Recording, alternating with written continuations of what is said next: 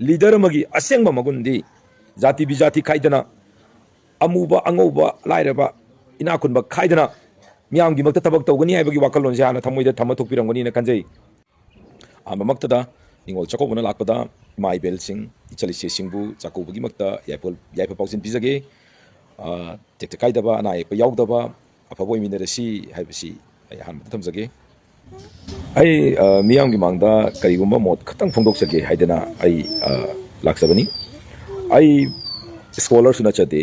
आई resource person अमर सुनचदे आई समसमदा society सिदा लेबाक सिगी मक्ता इरमदम सिगी मक्ता करिगुम्बा खरदी आई सुमियोइबो ओइना पोबनिना करिगुम्बा contribution खरदी तौजगे हाइदना आई सु थोलक्सबा मियोय अमोइना आई सु आइगी ओइबो मोद खतंग फोंदोकसगे हाइदना सेमजबा वीडियो नि तसेंगना हौजिक हौजिक मणिपुर मालेबाग मणिपुर से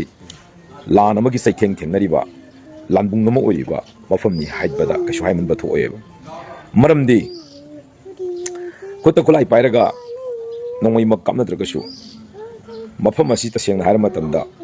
हौगिबा मेगे तारिख 3 दा थोखिबा लान कांगलुप अनिगी इरांग असि लोइसनबा नत्रि वारोइसन अमा पोरकपा नत्रिएबा करी नुमितक करी अमुक थोक्तोइनो खंगबा नत्तेबा तसेंगना कई निमित्त अमुक हाइरिबा लानसि मखा चथरकदबा नोबो हाइबा ngamba नत्तेबा लॉ एंड ऑर्डर सिचुएशन फजना मेंटेन तबजु नत्रिबा कोइ लेबाक्से अशुक यामना फिबम चादना लेरिंगाई मतमसिदा हौजि अमुक नंग येलौमी नत्ते आई येलौमीनी नखोइदि याउदे नखोइ येलौमी चिंगदे गाइना सुगुम्बा मरम चादबा डिस्कशन खरा आर्गुमेंट खरा आइना सोशल मीडिया दा उबो फंगी मसि तसेंगना हाइर मतमदा यामना लाइबक थिबनी अईगी मालेबाग मणिपुर चिंग तम पुलप पुल्लगा चौराकपा आई थिंक चप चाना फिगर दुदे आई खंजद्रे 22,000 square feet plus square metre दी ओइरंगनी ना इखलेब अदो हारिबा अचुक चौग्रबा लमसिदा सुमदगी यंगनबना अखोइदा नकोइदी 650 स्क्वायर किलोमीटर दगनि हेंदोकना सत्पा याद्रबनी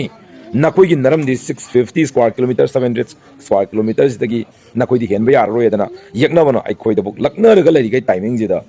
अखोइना मुनरिसे आई इंडिजिनियस पीपल नि हाइसे आई इंडिजिनियस नि हाइसे सिगी 700 स्क्वायर किलोमीटर जिगिराबा आइना इंडिजिनियस पीपल नि आइना हाइरिसे आइना मुंगनरिबा आइना तालिबा लमai लमजिगी मपुसे आइसे एजे मैतै मोइना मैतै से अखोइ मेजर पॉपुलेशन ओइबनिना मेजर पॉपुलेशन ओइबनिना अखोइना मपुने ना हाइरेबा ओके अदुदि अखोइना ओइरिबा मपुसे सिगी 700 स्क्वायर किलोमीटर सि खक्तंगी मपुरा हाइबा आइना गसि म्याम तंजनिंगिसे अशुक यामना फिबम साद्र कानसिदा लेहौरिबा होजिकी लेमौरिबा लम खरसि फाउदा अखोइ मसेन मुनबगी मफम नंगना असिदा आइगिनि सिना नंगिनि गाइ तौनरिबा हुंदोगा सत्पसु यारोइदबा थादोगा सत्पसु यारोइदबा लेमिनदबसु यारोइदबा मसिदा अखोइ नुंसी Chanana कमाइना लेमिनजिगी आइदना major population ओइरिबा major community ओइरिबा Meitei अखोइना मदु अखोइ कमाइना लेमौरिबा फुरु मसा मसा म्यामसे अखोइ तासनजिगी आइदना अखोइ कैलकुलेशन अमखक तौबा अमखक अखोइ संग्रान आइखलेबा